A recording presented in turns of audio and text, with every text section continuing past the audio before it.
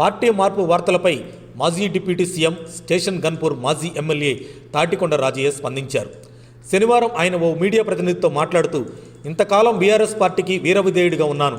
నాకు చేసిన అవమానం మానసిక వేదనను భరించలేని బాధను కలిగించింది. ప్రస్తుత పార్టీ విధి విధానాలు నచ్చటం లేదు.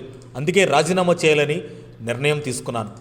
అతి త్వరలో కేసీఆర్కు నా రాజీనామా లేఖ పంపిస్తా. నాకు టికెట్ ఇవ్వకపోవడం కారణంగా మాదిగ సామాజిక వర్గ అస్తిత్వం మీద దెబ్బపడింది.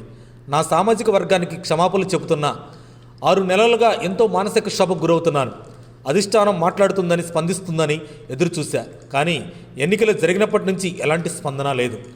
ప్రజాస్వామ్యబద్ధంగా ఏర్పడిన కాంగ్రెస్ ప్రభుత్వాన్ని బీఆర్ఎస్ నేతలు కూల్చుతామని మాట్లాడటం కరెక్ట్ కాదు.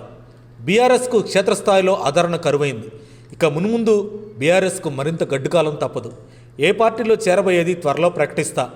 నా అనుచరులు, సామాజిక వర్గ నేతలతో మరోసారి మాట్లాడాలి అని రాజయ్య సంచలన వ్యాఖ్యలు చేశారు. తెలంగాణ తొలి డిప్యూటీ సీఎం, మాజీ ఎమ్మెల్యే తాటికొండ రాజయ్య గులాబీ పార్టీకి గుడ్ బై చెప్పడానికి సిద్ధమైనట్లు తెలుస్తోంది. అంతేకాదు, అధికార కాంగ్రెస్ పార్టీలో చేరడానికి రంగం సిద్ధం చేసుకున్నట్లు ఆయన సన్నిహితులు చెబుతున్నారు.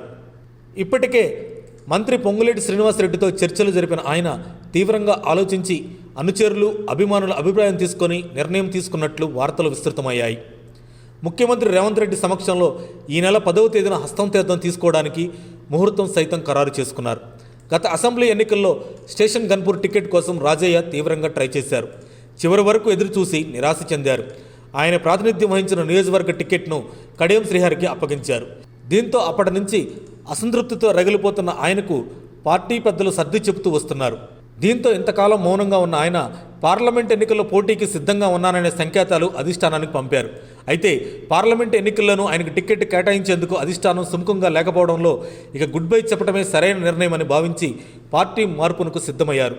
దీనిపై త్వరలోనే అధికారిక ప్రకటన చేయనున్నారు రాజయ్య. మరిన్ని అప్డేట్స్ కోసం మా కాయ్ టీవీని సబ్స్క్రైబ్ చేసుకోండి. మా వీడియో కనుక మీకు నచ్చినట్లయితే లైక్ చేయండి, షేర్ చేయండి. మీ విలువైన అభిప్రాయాలను కామెంట్ బాక్స్లో తెలియజేయండి.